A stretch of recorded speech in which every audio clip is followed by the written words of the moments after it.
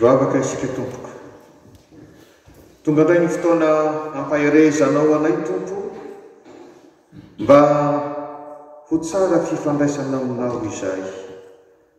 Indrindra amin'ny ataonay aty am-piangonana afampandrosoana ny asanao dia mitenena fa voninkiana anao izay.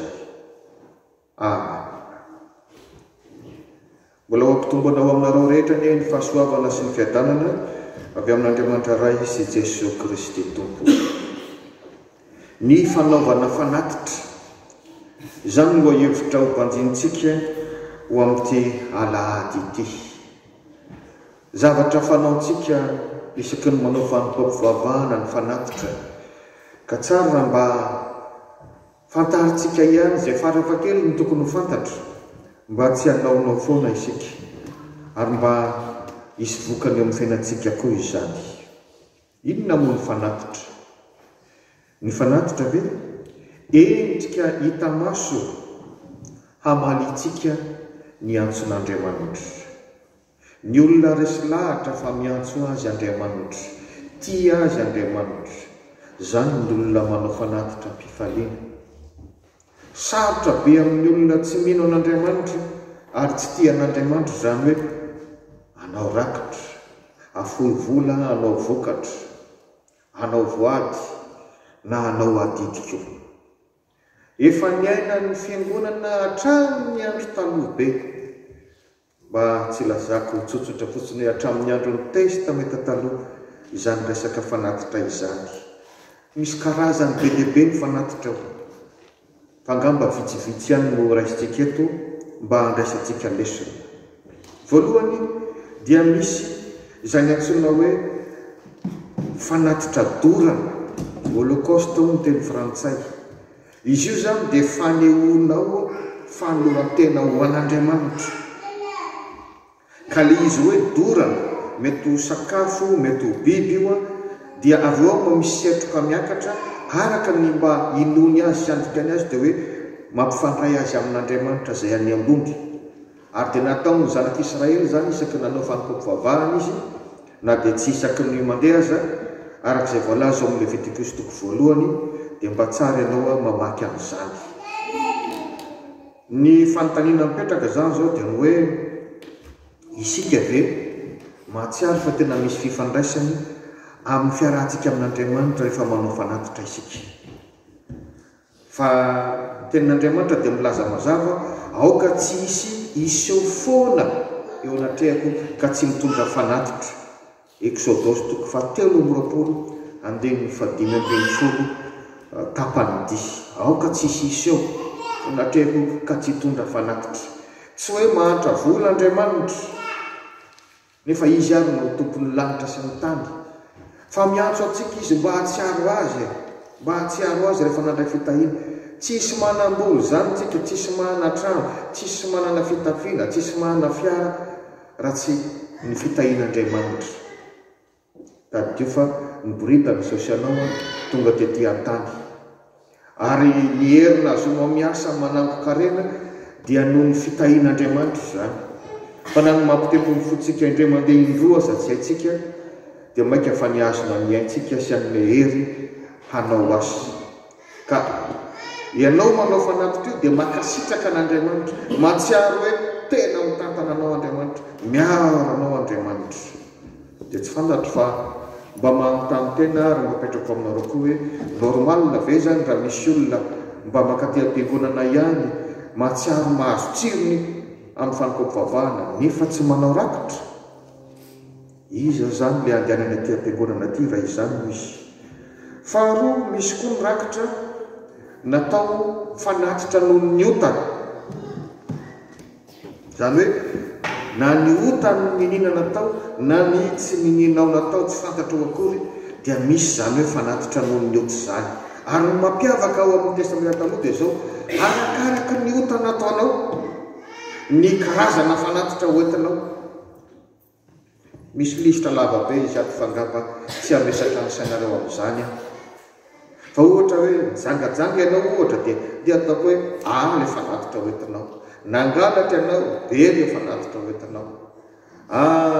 nantaika ianao selo efa natitra oentanao dia na dia zay toetsaina zay fotsiny ary tena mamola volatsika anana fahatsora koa Andriamanitra amin'ny alalan'ity fanatitra ity.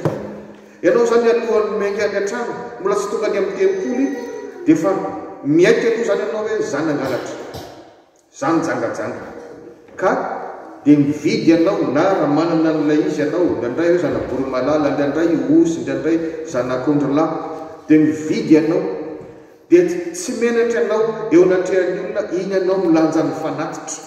Ny olona zay mijeranao zany dia mahita nangalatra zany rangahy iny mba azonareo amin'izany be le famola volan'Andriamanitra antsika mba hanana fahatsorana. Zany moa matetika miteny hoe soa ihany ty fahotana ity tsy misy fofona fa raha fahotana angamba misy fofona tsy azo miainana taty am-piangonana. Ary asa raha mbola mavita an'izany tsika kehitriny hoe iny eny fa ndeha hilanja avory malala kely ary na ndeha hilanja n'le zanak'ondry kely fa zao tsy inona ny fahotana natao. Fa ny anazanan'Andriamanitra azy hoe mahaiza ny mahatsiaro fahatsorana, mahaiza miaiky fahadisoana. Zany tena lesona ngeza be ho antsika dia hitanao fa hitarafana ny fifandraisanao amin'Andriamanitra. Ary Andriamanitra tsy manao zay hoe mitaky ny tsy anananao. Fa na tamin'ny andro ny testamenta taloha dia misy sokajana zany fanatitra noho ny oto zany ho an'ny mpisaomina be dia misy vatotrombo-lahy iray Levitikosy 7:7-8. Ho an'ny mpanapaka chef du peuple osy lahy iray tsy misy kilena Levitikosy 7 ihany 2:20-4. Ho an'ny vahoaka osy vavy iray tsy misy kilena mora kokoa ny vavy noho lehilahy. Ary ho an'ny mantra dia koba tsara toto Levitikosy 5:5-7. Inona ny dikan'izany? Zany hoe le mahantra zay mety tsy manana nefa tiako nilaza fa raha ny fiainan'ny Jiosy tamin'izany dia mahana biby fiampy daholo fa nisany fotsiny tsy mitovy. Fa zay verina fa mahantra dia nekeny araka ny Levitikosy 5:5-7 fa koba tsara toto no ataony son'ilay biby. Ka izay no ilazako amintsika hoe tsy Andriamanitra mila voatsiary Andriamanitra ka hoe mitaky amintsika. Fiangonana sariko zany hoe tsy maintsy dia mitovy daholo no alohan'ny rehetra na dia tsy mitovy aza ny fidiram-bola. Fa izy ta amin'izay anananao ihany. Fa araka ilay lazaiko teo tsika ve mahana fahatsorana. Raha mba mitain'Andriamanitra ihany ianao, mba mahana biby fiampy maromaro ihany ianao kanefa mikahihatra velona, lasa ianao akoba tsara totokoa no ataonao. Fa tsy ilay biby araka izay tokony ho izy. Dia efa izany ny tsaran'Andriamanitra antsika. Andeha handray lesona vetivety sika. Anisan'ny takiana amin'ny zanak'Israely ny amin'ny fanatitra matetika ny hoe zanak'ondry ray taona tsy misy kilema. Tsy handray an'izany arabaky tentsika ka hoe amin'izao androtsika kehitriny izao koa dia hitondra zanak'ondry anankiray tsisy kilema makaty am-piangonana ianao satria hoe ao amin'ny baiboly zany. Fa raisina amin'ilay contexte ilay izy. Tsika izany zao manontany teny fa nahoana no ondry tsotra ny valina. Nisy fotoana hono ny malagasy nisy fotoana taloha be dia atako hoe fahagola mihitsy aza angamba nifanisa amin'ny isan'ny mponina hono ny isan'ny omby. Dia tahaka ny hoe indrindra raha ny ambanivohitra ianao zany dia hoe raha olona tsy manana omby ianao zany dia tena fa olona fara zay tena fa diralovana fa faraka kely manana omby ray omby roa ny olona tsirairay. Fahagola tany moa zany. Fa ny Jiosy kosa dia samy nanana ondry avokoa. Ka inona ny dikan'izany? Tsy Andriamanitra mila vanina Andriamanitra zany fa zay anananao ihany. Ondry nananany olona tamin'izany dia ondry no mitakiana. Ka raha ilazany hoe za tsy manana mihitsy rehefa misy fanatitra na adidy arabola zay tokony ataonao teo am-piangonana dia tahaka ny andangy amin'Andriamanitra. Sahanao ve nilazany hoe tsy mba nahazo taminao mihitsy nge zay Andriamanitra. Ka noho izany zay tsy hanao rakitra, zay tsy hanao vokatra, zay tsy hanao adidy. Dia ilaza anao hoe tena sahirana fa tsy nisy niraisina avy amin'Andriamanitra mihitsy. Raha ireto an'ireto tenenareo reo vokatry ny ezako reo firy-taona ny asako zao mitety firenena. Ohatrany hoe reharehantsika indray le arentsika hoe tsy misy avy amin'Andriamanitra ireo. Tsaroketo ny tenin'i Jesosy tamin'ny lehilahy anankiray izay nanao hoe iazaka be anangona vokatra angono koa amin'ny grenier satria ny amin'ny fasina vary tena angona be dehibe tokoa izy dia inona nolazay rehefa nahiko eo mifalia manana rakitra be ho amin'ny taona maro ianao miala sasatra mihinana misotroa miravo jesosy ihany manao le tantara io dia hoy izy ny tompo taminy avy eo hoe ry adala amin'ity alina ity no alaina ny fanahinao dia ho aniza zany reo arena zay moarinao reo ho aniza io no reharehanao ary zany mahatonga ny apôstôly Paoly milaza amin'ny fiangonana tany Korinto any Grèce aty Eropa zany revana Korintianina voalohany toko 4:7 iza no mampihoatra anao zany iza no mampireharehanao toy io ary inona no anananao izay tsy miraisinao fa raha nandray ihany ianao nahoana no mbirehare ohatrany tsy nandray zanak'ondry ray taona tsy misy kilema dia mipetraka koa ny fanontaniana dia zany ifatatsika le ondry dia milaza hoe zay anananao ihany no angatahan'Andriamanitra isaoranao azy zao ndray zanany fa tsy reniny zany dia efa tokony hatsapantsika tsy Andriamanitra mila vanina amintsika Andriamanitra ka hoe izay ahafongana ny fanananao mihitsy ho fatiatoka tokoa ianao raha ny reniny no alefanao nefa ino le mba miteraka fa le zanany tsy reny vola no taken'Andriamanitra aminao fa inona le tombony inona ny vokatra azonao eto zany zao dia le zanany kely ka tsy misy ten'Andriamanitra mampirisika ny fiangonana aneriny mpivavaka ka hoe anome ny fananany rehetra tsia alatsiny atao contre guillemets le secte nefa le mideriva be zany hoe atao zay mafoana ny fananan'le mpivavaka dia rehefa hitany fa tsy manana rena ntsony dia mody fitahany ankolaka miaraka mihinana pozina fa hoe hiakatra velona ny an-danitra ka tsy zany ny fiangonana tena kristianina fa nahazo tompony ianao tsy maintsy nahazo tompony ianao rehefa olona ny asa izany no animbinanao hanomezanao an'Andriamanitra anoananao ny asany dia mametraka fanontaniana indray tsika fa nahoana ny hoe tsy misy kilema dia miara-malala tsika fa amin'ireo zay bibopiny reo tsy loazan'izay rehefa mifanitsaka sy mifanososy teo dia misy maratra dia misy marary dia efa misy efa mandraiky ho faty dia satrany sasany hoe aleo ty lefa le ratsaratsy lefa mikitringa lefa ho faty ity no omena atao an'le fanatitra dia zay no mahatonga n'le fanindrina mazava hoe tsy misy kilema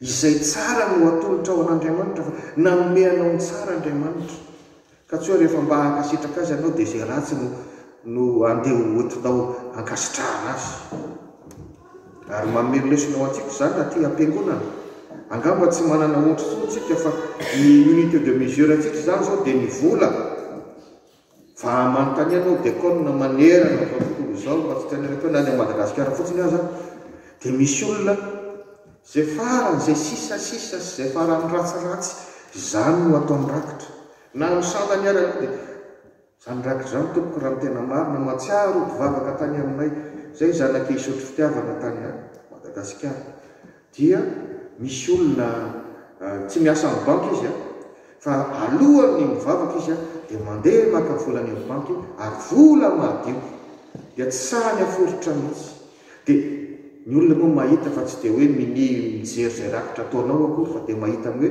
iny eny fa tena vola madio no atao ary rehefa manisana ny tany izy ka mijovavabelona dia hoe nahoana moa tompoko zavatra ao an'Andriamanitra ko no ratsy ny rovotra no omeko ary mampieritreritra zany le hoe fianarinao an'ny mino fa misy zany tsy ny manomelo zany io rakitra io fa rehefa tonga le rakitra ohatra mbola manapika azy koa anao hay ve rakitra dia ahilika tsy elikely ny taratasy aloha ahilika daholo ny taratasy manomboka hatrany amin'ny lehibe ka hatrany amin'ny kelikely dia zay vao mifindra makany amin'ny viany ndraiky na ny viany mbola ahilika ihany zay verinao lehibe nefa olona mitahiny io feno misy any ny poketrany io dia le sisa dikany zany zay le hoe le misy kilema le vola madinika mipetsaka fa manontany ianao dekona tompoko inganinga mba tsy misy an'izany aty amintsika fa be dia be ny olona mbola manao vola rovotra mba tsy lazany hoe fa tsy mandeha ntsony ary le izy. Misy olona zara rano manome ny santime nefa olona mikarama.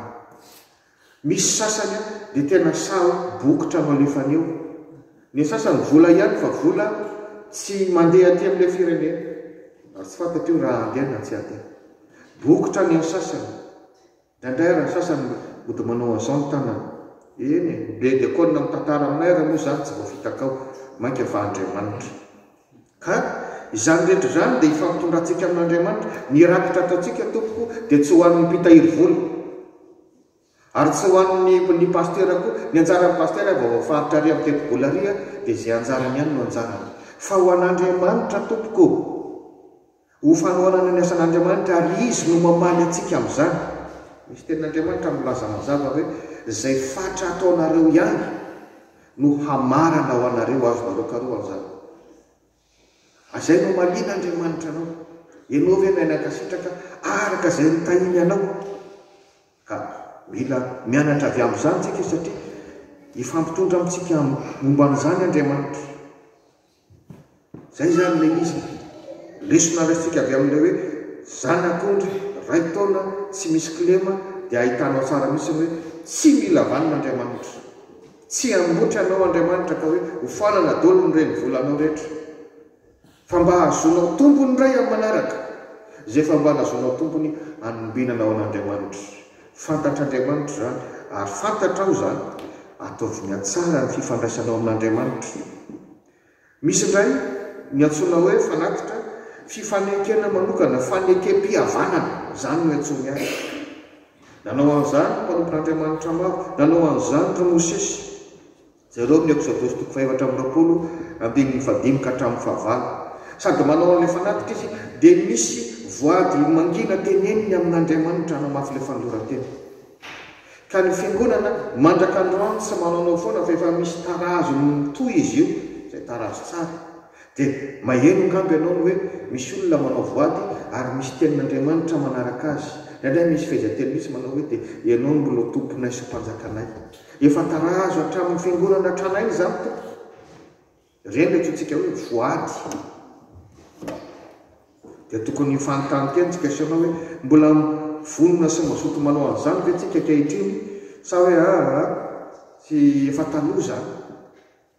Nefa tena fanao zany, fanavao zany. Takanao ianao zao manavao ny fifankatiavanao amin'ny olo-tianao, dia sady manolotra fanomezana ianao no ampianao teny fanomezana toky, na teny mitory fitiavana, dia sambatra izay mpifankatia mavita an'izany, ary manahoana ny fifankatiavanao amin'Andriamanitra. Dia misy koa ny antsoina hoe voaloham-bokatra. Zareo ny Exodosy 17:20-20. Zany hoe fisaorana an'Andriamanitra noho ny fahavokarana. Io zany dia atao indray mandeha isan-taona. Tsy manaonao foana ny fiangonana, fa mandraka androany ny fiangonana kristianina dia samy manao an'izany hoe vokatra zany indray mandeha isan-taona. Noho ilay fahavokarana, tsy voatery amin'ny fambolena sy ny fiompiana ihany io, fa amin'ny asanao amin'ny ankapobeny. Dia alefaka aingakaingana ny fahafolo-karena, fantatrareo tsara zany, fankasitranan'Andriamanitra noho ny fitahiny rehetra. Ary ny fandaminana teo amin'ny fiangonana tamin'ny andron'ny testamenta taloha dia avy amin'ny fahafolo-karena taon'ny tsirairay no anominana, anomezana ny karama, ny fivelomana sy ny fifampitondrana rehetra ho an'ny mpisorona, dia ny taranaka levy zany. Eny fa fifampitondrana teo amin'ny fiangonana hatramin'izany zany tompoko, fa tsy hoe namoriporina ny fiangonana taty aoriana, satria efa mifototra amin'izany ny asan'ilay mpisorona. Zao voasoratra ao Numerika 7:20, 2:20. Ary ho Jehova tamin'ny Arona, tsy mba hanana lova eo amin'ny tany ianao. I Arona zany dia misy mpisorona, taranaka levy, sady tsy mba hanana anjara eo aminy. Izaho Jehova manjaranao sy lovanao eo amin'ny zanak'Israely. Ary indro ny taranaka levy efa nomeko ny fahafolo-karena rehetra amin'ny Israely ho fananany noho ny fanontona izay atao, dia ny fanontona ny amin'ny tranon'ilay fiaonana. Rehefa nizaraina ny tany tavaverina tao Israely indray ny Jiosy, dia nizaraina tamin'ny foko 240 fa nytaranakilevy satria hoe mpisorona izy dia tsy mba nahazo zaratany ary satria niasany fisoronana no tena anompanany fiainany dia avy aminy akafonkarena atao amin'ny fiangonana ny atao amin'ny tempoly no anomezana azy ho toy ny karama sy ny amin'ny fampitondrana rehetra efa fiainan'ny fiangonana hatramin'izany zany ry havana fa tsy hoe nivoroporonina taty amin'ny taonjato fa 20 taty anisan'izany koa ny antsoina hoe fanomezana tsitrapo zany hoe tena arak'izany anaran'izany atsitrapo faneovana fitiavana an'Andriamanitra noho ny fifaliana manokana fa indrindra noho ny fanohanana zay ezaka atao amin'ny fiangonana zareo ny Exodus 5:30 ka hatramin'ny 7. Inona ny ezaka tamin'izany? Fanaovana tabernakely dia nantsona hanao an-tsitrapo tsirairay. Exodus 5:30 dia milaza hoe ary ny zanak'Israely nitondra fanatitra an-tsitrapo an' Jehovah dia nialasany vehivavy rehetra zay namporisihany fony hitondra zay anaovana ny zavatra rehetra na didiny Jehovah Mosesy atao. Teraka fanontaniana zany izao sy anao ve mazoto hanome an-tsitrapo rehefa misy ezaka ataon'ny fiangonana. Ry havana malala, fantatrao ny tantaran'izany anany asy Safira zany tamin'ny andro ny testamenta vaovao nanomboka ny fiangonana kristianina voalohany miaraka tamin'ny apôstôly dia izao ny fanarahana asan'ny apôstôly 5 andiny voalohany ka hatramin'ny 20. Andao atambatra ny fananantsika rehetra ny fanarahana zany tsy milaza hoe zany tsy maintsy idealy fa zay le tantarany ny fanarahana zany fa dia zao amin'ny ny fananana dia atambatra ty ny vola dia ny fampizarana ny zavatra rehetra. Rehefa ny fanarahany rehetra zany dia nisy mpivady antsoina hoe Ananiasy sy Safira zay namidiny tokoa ny taniny fa nifanaraka izy mivady rehefa tonga tao amin'ny Petera tsy omentsika ny vola rehetra fa apahany ihany. Tsy niara-tonga izy mivady raha lehilahy angamba izy zay ny tonga aloha dia raha lehilahy rehefa nanontany Petera dia nandainy izy lazay ny fareto ny vola dia nahagaga teo ihany dia tonga dia nianjera torana maty teo amin'ny alitara teo dia tonga tateo aoriana ny vady ny ravevagna fa angamba izy ra tsy diso ahy dia rehefa nanontany Petera dia mitovy ihany ny vaniteny ary ento ihany ny vola dia ozy ny tenin'Andriamanitra bakeo zany asan'ny apôstôly 5. Reo ihany ny vola tsy naninona azy akory Petera teo moa dia torana dia maty ary nampieritreritra sy napaka ohatra ny olona zany tantara marina zany tamin'ny andro ny fiangonana apôstôly voalohany. Ka ny Andriamanitsika dia Andriamanitra mahery zay zany nanambaraka tany am-boalohany tena azo hitarafana ny atsarany sy ny mety ho aratsy ny fifandraisantsika amin'Andriamanitra ny fanatitra sy ny adidy izay ataontsika.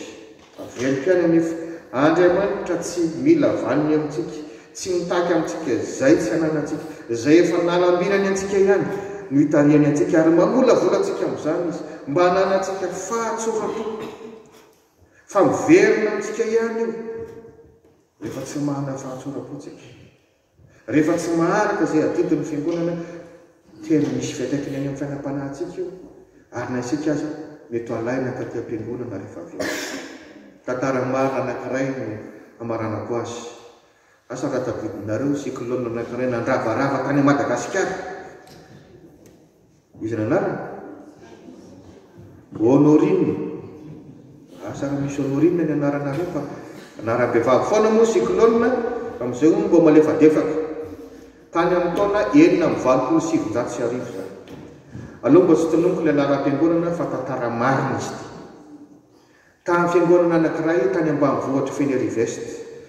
Iny amin'ny any atsinanany iny fantatrareo fa matetika dia lalova ny cyclone.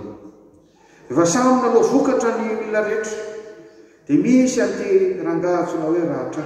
Izy io dia sady mpomenomenona lava dia izy dia mahita olana foana amin'ny fiangonana izy dia ary raha vao misy resaka rabola dia ny satrony tsy hanao fa menatra ny olona ingamba izy dia mba nanao ihany izy. Samy nanao vokatra ny rehetra, vokatra moa mba isin'ny fahamarinana sy ny transparence dia raisina tsoratra tsara arak'izany. Dia vita ny vokatra io tonga ilay cyclone Honorine ry havako, tonga dia nikipaka daholo ny tafon'ny fiangonana tena rava amin'ny apaten'ny fiangonana zarafo fa nitrano ny olona koa fantatra reo fa tsy misy endure zany nitrano ny olona any ambanivohitra rava daholo tena mijaly ny olona tena tsy hitazian'le samy mipenipenina mpitondra fanjakana tsy tonga any amin'le ambanivohitra be dia inona ny hevitra tany am-piangonana nisy nahita hevitra hafahafa tapoka inona le hevitra hafahafa avy arena aloha le vokatra tamin'ny tapabolana avy arena aloha fa tena tsisy raisana mihitsy zay dia nahagaga fa dia efa natao ny sangatahana dia lany fa averina le vokatra ary rahatrao nisan'ile miady avy arena misy aloha dia tonga dia zarao samy mitovy natao manatsangatahana kosa zay ka ny malany be somaro dia zao zay nataony tsiraray ihany no averina aminy zay no lany raha trambola zareo mitovy dia rehefa naverina amin'ny tsiraray am'izay tononona mihitsy mba nazava neny ratra zay zany anarina ratra zany toko matetika olona mba maraka atao neny ratra kely indrindra tezika izy sady nisavako za tsy jana ato amin'ity fiangonana ty fa mpanavakavaka nefa zay no nataonako ka zany tantara-marina zany kisary any ilazana ny hoe izay fonao an'Andriamanitra ihany raha mba nitahiny ianao zay le fato zay no hamaran'Andriamanitra ho anao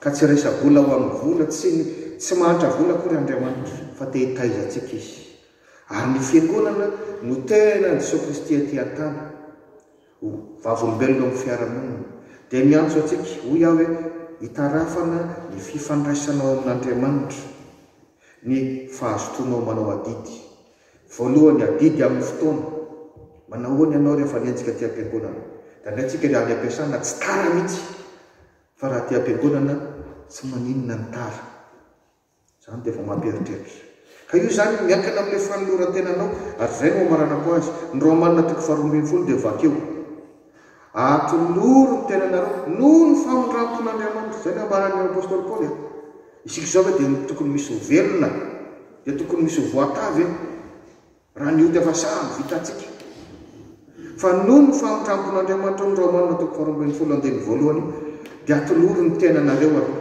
atao inona tokoa moa ny rakitra sy ny vola ataonao misy olona ke ohatra zany tsy makaty am-piangonana izy ty aomeo any mba dia tonono ny anaraka le voninahitra mitadiavana tsy zany makatan'Andriamanitra amin'ny tenanao aloha mahafoza fotoana hivavahana raha misy fivoriana mahazo to raha misy didy fampizarana raha mahazo to tsy manompo olona anao tsy manompo pastera anao pastera koa raha manompo androaman'alina fa manompo an'Andriamanitra ianao amin'izany mahafoza fa izany no akasitrahan'Andriamanitra ny Romanina 12 ary zany no tena fanoko ampivavahana ara-panahy mahery zariavana ny tompo ane fomba anareo amen.